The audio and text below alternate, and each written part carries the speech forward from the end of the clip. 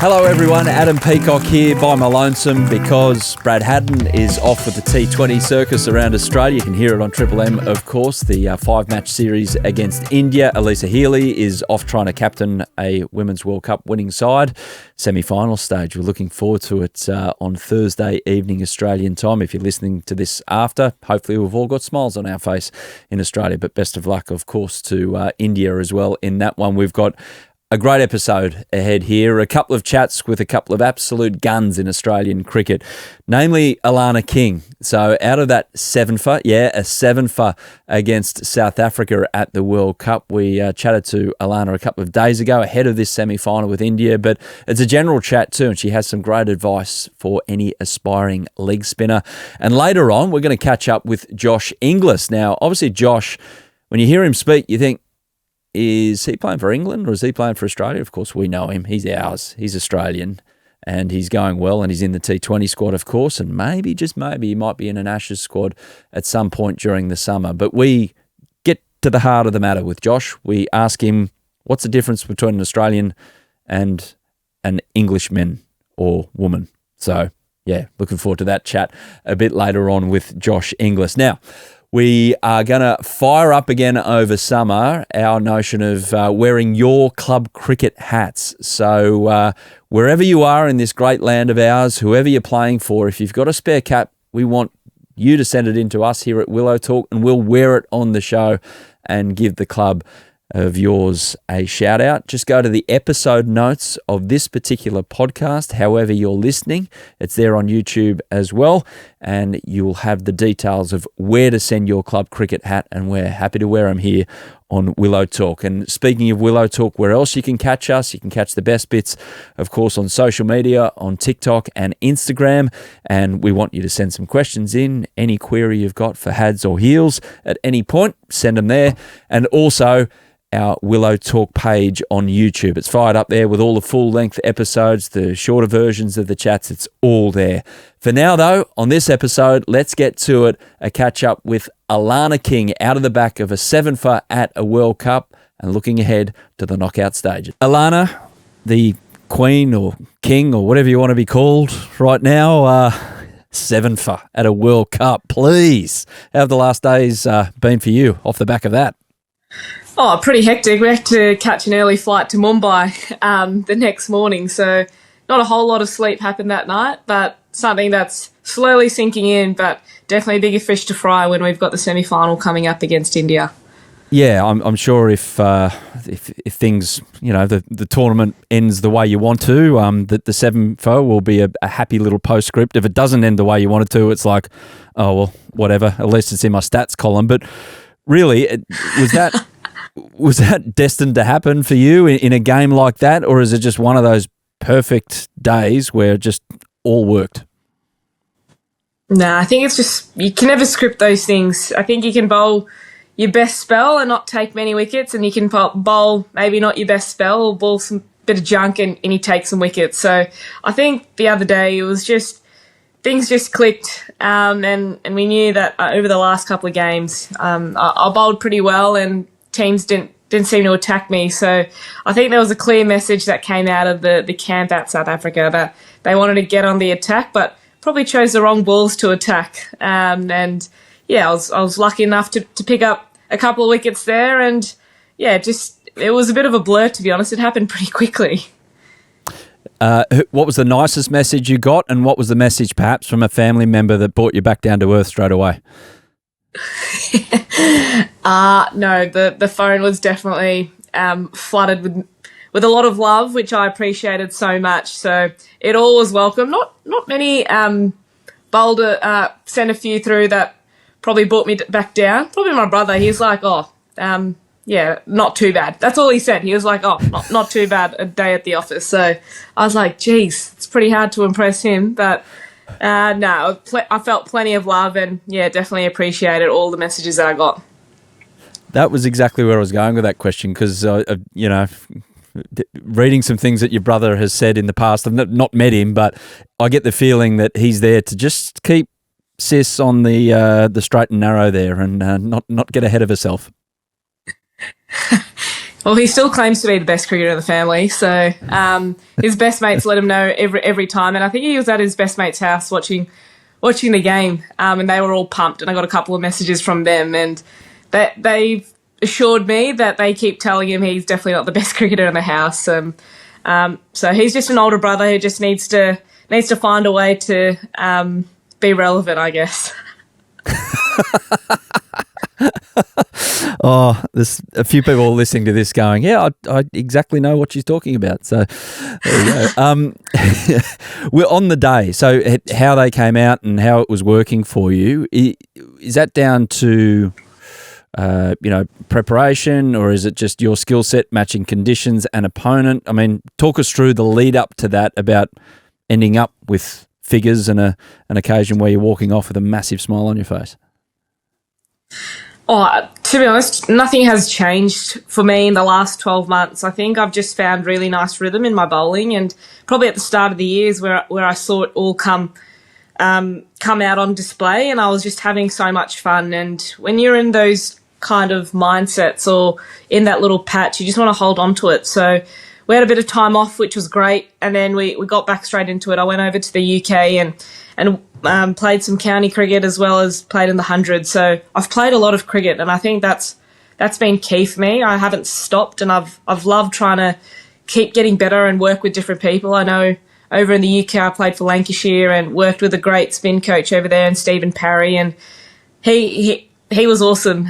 He's a bit of a larrikin, and he loves a chat, which I do as well. And when you're just chatting spin, which I get a bit nuffy about, and I love to chat spin with different coaches just to unlock a few things in my action. Not a whole lot. My action hasn't changed a lot, but just trying to use my body as best as it can. So I think I've had a really great lead-in into the World Cup. I've played a lot of cricket, and just it just feels to be in a really nice rhythm, and I've just got a lot of calmness and a bit of belief on what I can do. And as I said, some days you're going to take wickets, some days you're not, but it's the people down the other end who might take wickets. And I think that's the beauty of this team. We bowl in great partnerships, and it might be someone's day. It might be not your day one day, but it could be your day the next, or your game the next. So I think just playing a lot of cricket and playing in different conditions has helped me to get where I am, and hopefully it doesn't stop. There's a big game on Thursday against India, who are a force to be reckoned with, to be honest, and in their home conditions. So they've got some players in some serious form, and I love getting into the contest and competing against them. Yeah, just before we break that one down, on that, say that 12 months that you talk about where you've really enjoyed playing, what about training? Are you I need to get a heavy workload in training around games, or you like to stay a bit fresher and don't like to overdo it in the nets? No, I definitely love getting a good bat versus ball contest going. We've got the best batters in the world, and there's no one else better to bowl at when you're testing your skills against your Mids, your Moons, your Pez's, and Ash at the moment, who's absolutely flying. So, to keep bowling to them, they're obviously going to be the biggest test for me at the moment. But I love to have a big session, a bat v ball, and then if it's a day before a game, I actually don't really bowl a lot much day before a game. I get some work done in the warm-ups, and I just try fit in a session throughout the week on tour when I can just hone in on my skills. It's just me and Shell, the spin coach, just making sure that I'm getting a nice rhythm going, getting a few cones down where I want to be landing the ball. So just a few touch-ups. I don't like to over-bowl. I know people will be like, oh, you can't bowl enough as a spinner, but I think for me, I found a really happy medium of where I like to be. So probably 2 days out is probably where I get my biggest workload leading into an ODI. T20s is obviously a lot different, but I love to be really fresh for game day. Who do you like to take down the most then in the nets of teammates, and why is it our co-host on Willow Talk? I always love taking them down because they bloody hit me everywhere. You're never out as a batter in the nets, and apparently it's always out as a bowler in the nets, and I call BS on that. So, no, I just love taking wickets, and I'm going to put it out there. I don't celebrate the wickets I take in the nets, but if it's a pretty good contest, if it's with me and the skipper, which sometimes we do have a few tassels with, yeah, she might know, but she'll also let me know that she's hit me for 3 sixes. So, yeah, it's always good fun. But I know that when I am bowling to our batters, I'm getting the best out of me and getting the best out of them as well. That sounds like our captain. How's she going, by the way? Couple of games off to put the feet up ahead of the semis? Yeah, just put her on ice. No, I think she's actually tracking really well, and I don't really know much about the medical stuff, and I stay clear of that. It's not my area. I'll stick to leg spin, but from all reports, like day by day, she's been going really well, and hopefully we have her on the track for the semi-final. Hey, just in leg spin in general, I'm sure you get asked this a fair bit, especially from perhaps coaches who want to pass it on to junior coaches and young wrist spinners coming through. But it's the old one about how a young leg spinner stays confident when really they rock up there on the Saturday morning and there's a fair chance that they're going to go a long way away. The ball's going to go a long way away on multiple occasions until they get it right. About encouraging yourself to stick with what you are trying to do. Not easy, especially when ego comes into play, teenage ego comes into play and it gets bruised. What's advice that you could give to get through something like that? Just ask some of my teammates earlier on in my career when they thought I was bowling some pies and they wanted to hit me out of the ground. So I just think it's a really tough one because you want to see more spinners in the game, but it's really hard where junior games are going.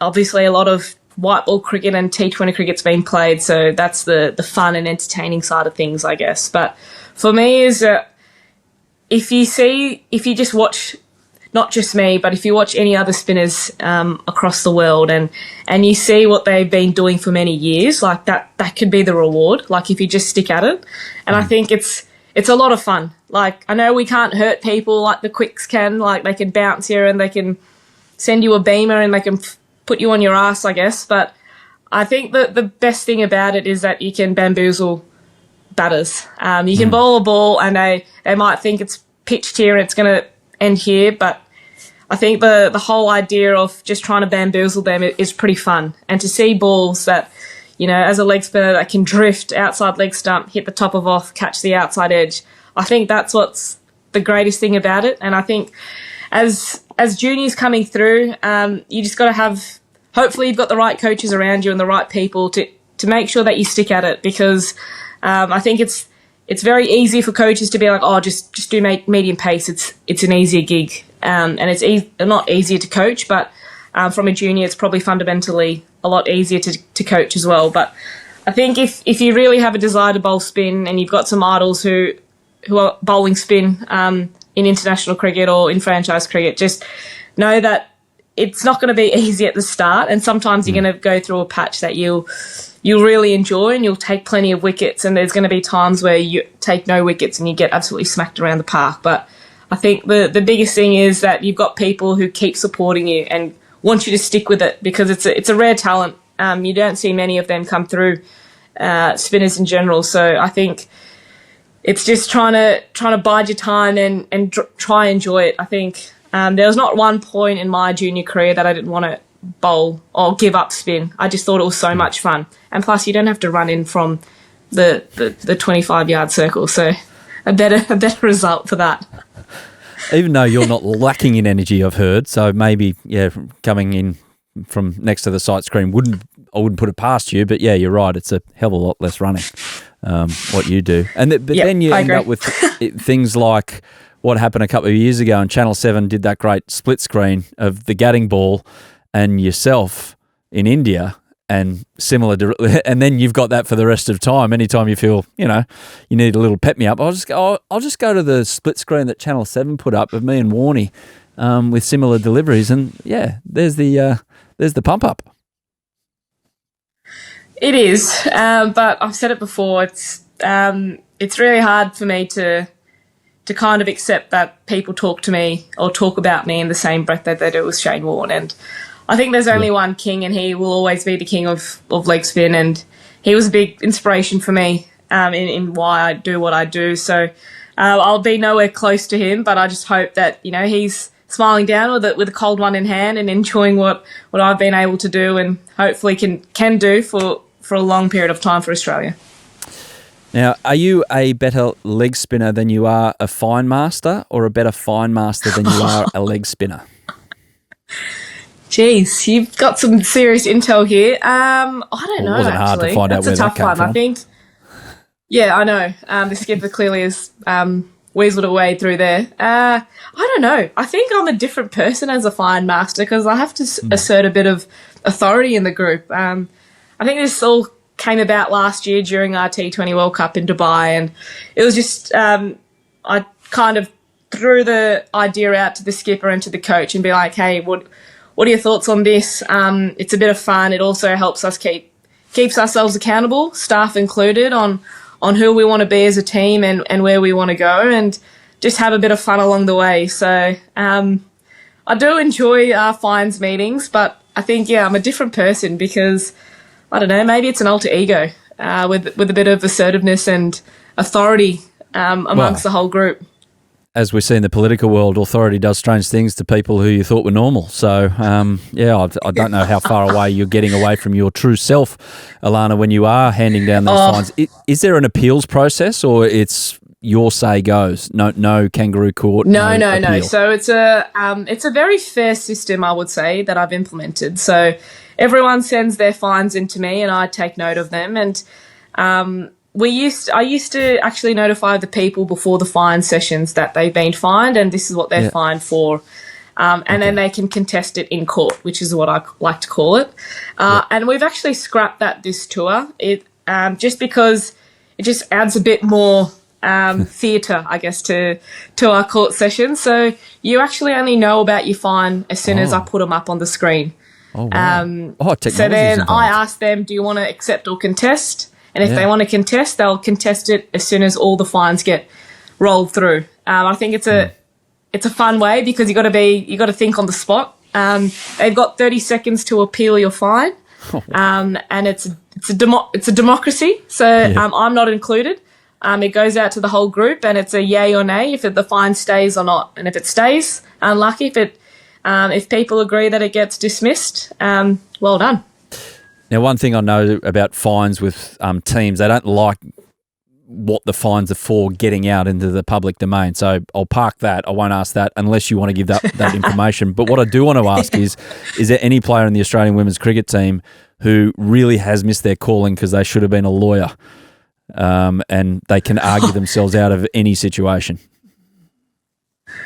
Well, I think early on we tried to bring on fines on field, and that went down like a lead balloon, as you could imagine. And I think Megan Shute, when we fined her for an on-field, we thought it was quite funny. Like, the whole team thought it was funny. And my God, did it open a can of worms of how stubborn Shooter can be. And then she actually went back in time and started bringing up all these different supposable fines for teammates, and I was like, okay, this is strictly off field because it's just going to get ugly. But I think Shooter, she's a stubborn human at the best of times, so at least trying to get money out of her for the team benefit is bloody hard work. But she's actually relaxed a little bit now, so I don't know. Something must have changed with Shooter, but no one really contests fines, which is a shame. But I think there'll be, at our next court, a few people will contest because there's been some interesting ones. But the skipper doesn't contest. She just kind of says how angry she is in court. I'm like, well, are you going to contest? Are you going to accept? And then she just accepts it. I was like, well, that was pointless. So, she gets a bit grumpy, old Midge. Nothing I say here can be of any benefit to anyone, including myself, so I won't say anything off the back of that. Thank you very much. We want to see the captain back here and still talking to us when you get back with the trophy. Please bowl me, Midge. Well, looping back to the cricket, going back to when you played India in the first game in the group stage of this particular tournament, she didn't want to bowl you while they were going berserk. It was none for 1,000 before you got a bowl in like the 25th, 26th wicket. So at least that felt like that she was protecting you against two players who were just humming along. Yeah, it's always going to be hard to bowl to those players, especially Schmitty. She's in some pretty sublime form at the moment. So, look, I'm not fussed where I bowl, to be honest, and I know that the skipper will always throw the ball to me when she thinks it's right. So, it's just when you get the ball in hand, try and make an impact when you can. So it's hard to bowl to players like that when they're just seeing a ball and seeing them like beach balls and they're hitting it to all parts of the ground. So there's no stress for me, to be fair. As soon as I get the ball in hand, I just try and make an impact as much as I can, whether it's tying down an end or trying to take wickets. I'll always be an attacking bowler. It might just look differently on a scorecard. So, it's a funny game, cricket. It's going to be a bloody good game against them. Two big countries going at each other in a semi-final is going to be, I would say, box office stuff. And of course, we presume here in Australia that the Australian women's cricket team wins every single big match. But I mean, 2017, it didn't happen in this very fixture at this very stage of a tournament. So we won't dwell on that too much because that was before your time. But bowling to an Indian batting lineup as opposed to a South African batting lineup, does it change for you about how you flight the ball, how much rip you put on it? I don't know. I think the only difference is that they're obviously a lot more experienced in the spin department, and they are so used to these conditions that they know they can play spin like blindfolded. So I think I've just got to be really clear in what I want to do, and I think here you've got to nail your length. Not too sure what wicket we're going to be playing on, but I don't really look too much into that. Whether it's black soil or red soil, a good length's going to be a good length, and if you get in the step hit, you can no doubt watch the ball sail 20 rows back into the crowd. So, just for me, it's just trying to come up with some good plans and maybe some different field positions for this team. And we've had a good look at them, obviously, in the bilateral series before the World Cup. We've played them in a World Cup game as well. So we'll look at all the data and all the notes that I've taken from those few games and try to, plans might change, they might not change. I just need to make sure I hit a good length and keep the stumps in play as much as possible. So not a whole lot will change for me, to be fair. I'm going to still be at the top of my mark trying to give every ball a rip and try rip it as hard as I can. So that's pretty much my mindset every time I get the ball in hand, whether it's in an ODI game, it's a T20 game, the same principle applies to me. So it will be a nice cup today to have a nice day off and then get back into our work tomorrow and the day after. And, looking forward to the big blockbuster. And then you don't get much rest. Whatever ends up happening in this tournament, it's straight back, WBBL, bang, into it. Do you get like 2 days or 3 days or something like that? Yeah, it's going to be a pretty tight turnaround, but rest assured, hopefully everyone's going to be a nice time at home, or a couple of days, and one night at home or 2 nights at home. I think everyone will be thoroughly enjoying that. It will be a pretty big stint over in India, whether we go through the final or not. It's been quite a few weeks here, so just to get back home, a bit of normality before we get back into WBBL. But at least WBBL, we're in Oz. We're all familiar with the conditions and everything, and everyone loves playing the WBBL. So it will be a quick refresh, but ready to go again. And on that, given that you've spent so much time together, you mentioned the bilateral series beforehand, there was preparation camps, there was a trip away to the top end as well. I mean, overall, this little period with your teammates, who's been the one that you would almost award a most valuable tourist to? Tourist? Geez, it would have... Well, I know Grace loves to get out and about. But unfortunately, her trip got cut short. But, who can't stay still? Beth Mooney can't sit in a hotel room a lot, so she loves to get out and about. There's a few homebodies that, I think it's just got to that stage of the tour that everyone just does their own thing, they go out. But I would say most of us would like to get out of the hotel, go to a cafe or a restaurant.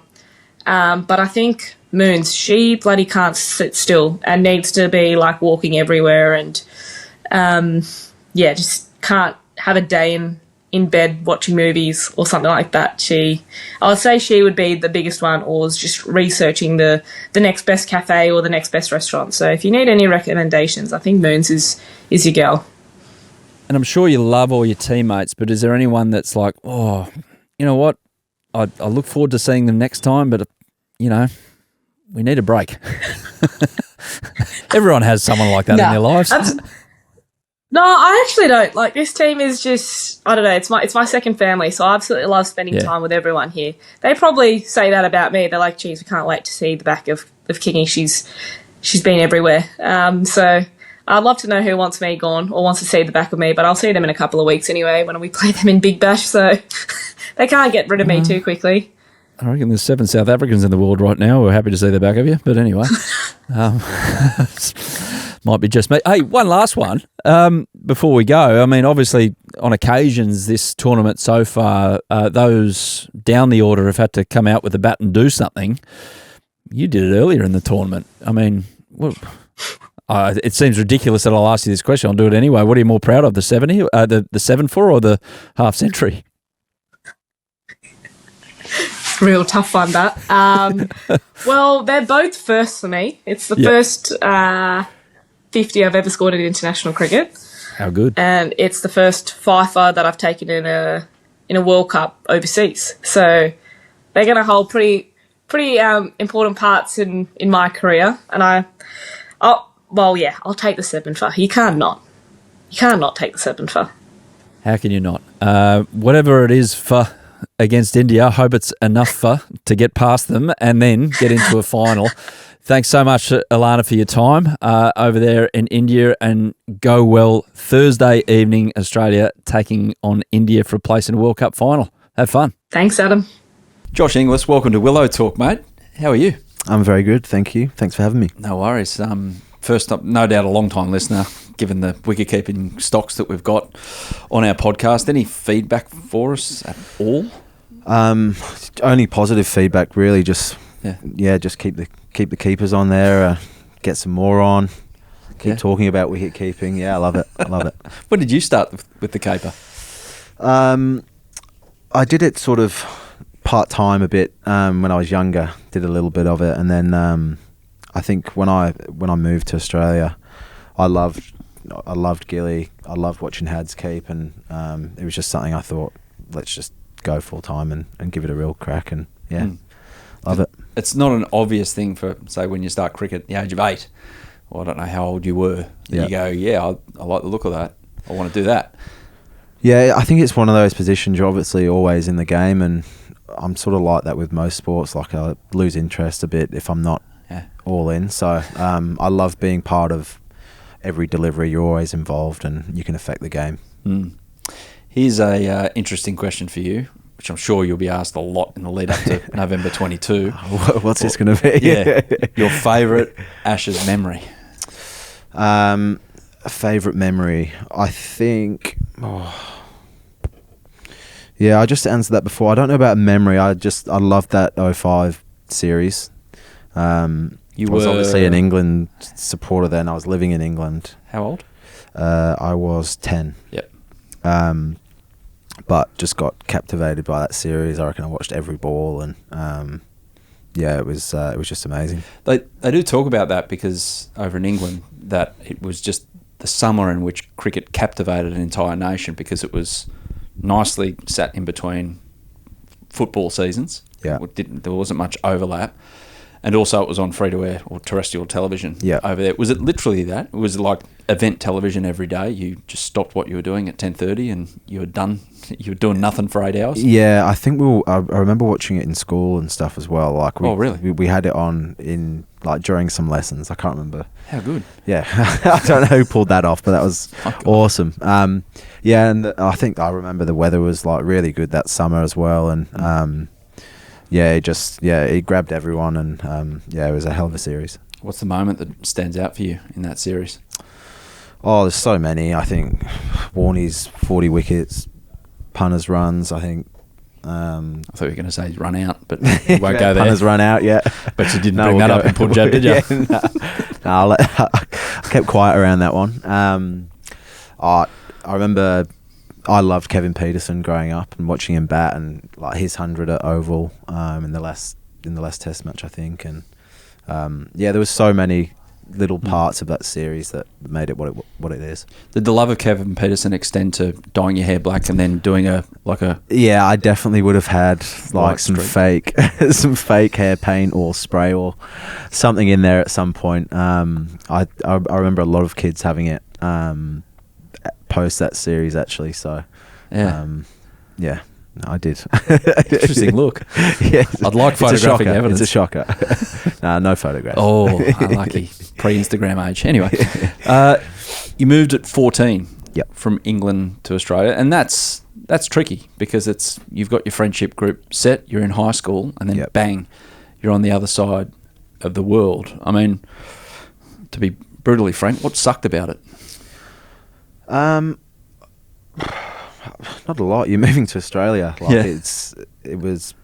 We came on holiday a few times and fell in love with it. And I think we had a month where there was no school, so obviously we were out every day. We were at the beach. I was straight into cricket, so I was playing maybe a couple of weeks into being there. I was playing already, and I think that's the great thing about it. You're already meeting people and making friends that way. So you obviously miss your friends and your family, but there was a lot of plus sides to it. Yeah, it wasn't being torn away from a life that you didn't want to leave. You were pretty open. I know you're 14, but you're open-minded about it. When I think back now, I felt like I was, but maybe I wasn't at the time. I'm not too sure, but no, I think it's pretty easy to sort of convince kids that you wanna move to Australia and live by the beach, that sort of thing. Why did you lob in Perth? I'm not sure. We went there more than any other. I think we went to Sydney and came up to Brizzy as well. And I think we had friends at my cricket club that moved to Perth, and Mum and Dad had spoke to them. And I started at Joondalup, my cricket club now, through them as well. So it was just sort of an easy way of merging. You've adapted pretty well to Australian life, got to be honest, because you are representing the country right now and you are Australian. But what was your seminal, I'm a bloody oath, I'm an Australian right now. I feel as Australian can be, whatever that is. I think just playing cricket for Australia, I think making your debut, it's just like, it's an amazing feeling. You feel part of the family. I love the group of guys we've got around. I think the staff are amazing as well, and you feel like you're brought into the history of all the past players that have gone before us. So I think as soon as you make your debut, I sort of felt that way. It's when it really hits home. Yeah, absolutely. So you start tearing up the England shirts at home. And did you have a few? That was a joke. No, that was a joke. No, you burnt them. Yeah. You put them on an effigy. No, I've still got them. And whose England shirt did you have? And then when it flipped, whose Australian shirt did you have? Or were you getting a bit old to have names on shirts? I didn't have any no names on shirts. I think I obviously had cricket shirts and football shirts, rugby growing up. But yeah, I think I was probably a bit too old for that when I came over. What's the fundamental difference between someone from Australia and someone from England? And I'm not limiting this to cricket, by the way. This is life. I don't know. It seems like Australian people are just happier. But I think that's very weather related and how life is over here, quality of life. But mind you, you're saying that you go to London and they've had a week of sunshine. They're pretty up and about too. So I don't know really. I don't know if there really is. That's a tough one. Is there differences between the cricket? Or is everyone just that competitive? There's no real difference there. Because Australia's known as competitive, but you see this last series that England are involved with, and they were acting like Australia prime Steve Waugh era in terms of their competitive nature and where the bar was. No, I don't think either team or country is more competitive than the other. I think obviously here we only have 6 states or playing cricket, so the pool is a lot smaller, so you've got to be a better player to sort of make international cricket. I'm not saying international cricketers aren't good in England, because they obviously are, but county cricket over there, they've got so many counties that there's more players in the pool. Your accent is probably closer to Australia if we were to plot it on a map than England. I'd like to think so, yes. But it hasn't quite got to Australian terra firma. Nah. So what are some of the things you need to work on to just start talking like this, mate, the whole bloody time? I probably have to stop speaking to my parents, my brother. They've still got... Yeah. I've got a lot of English friends. I think when I moved over, there's quite a lot of English in Perth, and like especially the northern suburbs where I moved to. So as a young kid, you sort of link up with them, and you go towards them at school when you don't know anyone else, because you've all got a common thing that you've done. So and seeing them a lot, I think it's been hard to get rid of it, to fully drop it. But you be you, mate. It doesn't fine. define you. No, I didn't used to like it, but I don't worry about it now. Because you said earlier in this interview, you said the word staff, and it was staff. Yeah, so I say that about grass, lasagna. Okay, here's the test.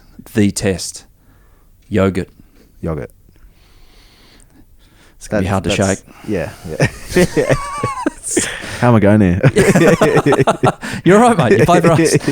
You got that emu and kangaroo over your heart. That's it. That's the only two things that really, really matter. Let's get back to cricketing matters. You recently played in the IPL.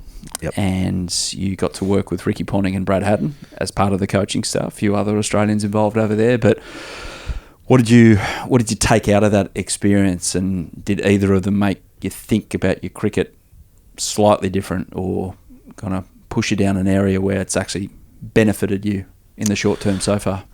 Yeah, they were both brilliant in their own ways. I think Punter's got he's a very good communicator, and he lets you know exactly where you're at or what he wants and what we want to see as a team. But he doesn't do too much. He doesn't flood you with information. He obviously speaks to the captain, and Shreyas was the one probably relaying a lot of messages to the group. But I would ask him for technical stuff if I was in the nets there, but he didn't really want to try overcoach me or anything. He was happy with what he was seeing, and it was more just in-game stuff, really. And then Hadds, as you know, as keepers love each other, and it's awesome to have another wicket keeper there with you. You really notice it when they're not there. I think it was great to have him for a couple of months, just being able to bounce information or whatever off him at training and around games. And again, he was very good. He gets it, and he was good. He was good. His hitting was good, and I thoroughly enjoyed it.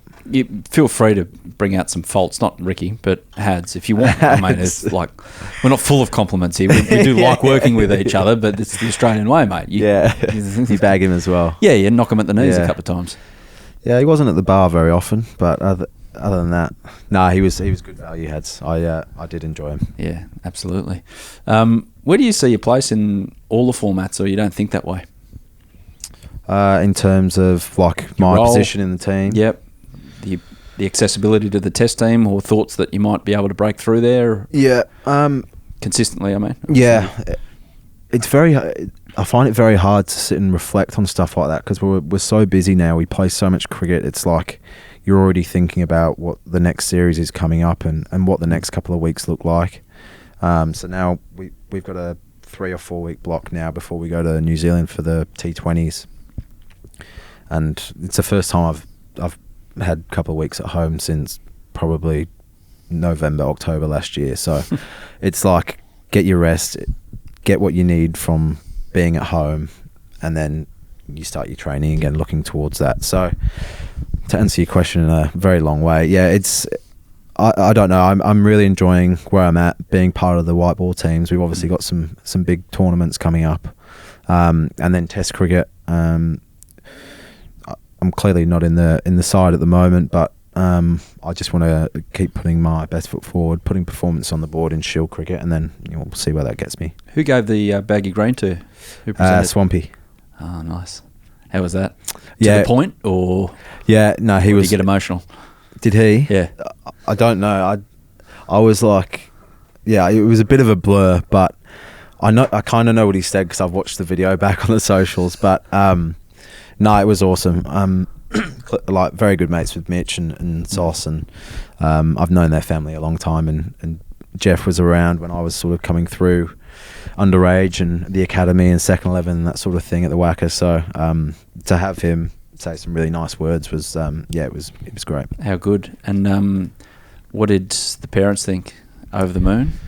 Yeah, I think they were both tearing up when Swamp was talking. But no, they were over the moon. They were as soon as I found out, it was like I was booking flights and hotel rooms and trying to get them over ASAP. And then I don't think they I think they drank for probably a week straight after that game. With Jeff Marsh. With Swampy banging on the glass at Gaul there. No, it was great. It was great to have him over. Oh man! So once upon a time, the Olds might have thought England cap. Yeah, maybe. I don't know. The dark green though. Yeah. I think they were pretty happy. And lastly, here's a hypothetical for you. You are one of the very few in Australia, and I'd say anyone involved with Australian cricket, a Coventry City football fan. Yeah. So in 12 months' time, if I've told you that you played 5 more tests, or Coventry City are playing in the Premier League because they're in the second division at the moment. You can't do that. Which, yeah, damn right I can. You don't have to answer it, but I can ask it. Which one? Because you're one division off now. Yeah. No, I've had that heartbreak. I remember Ashes last time we played in the UK. I remember the penalty shootout. The playoff final was the day we got in. So I got Kez on board and we were watching it, having a beer at the golf club, and it was a bit of heartbreak there. Yeah. No, I'm going to take 5 tests, I think, because that's down to me. You direct. Yeah, I can influence that. Yeah. I'm hoping I can sit and pray that they'll make the Premier League further down the track.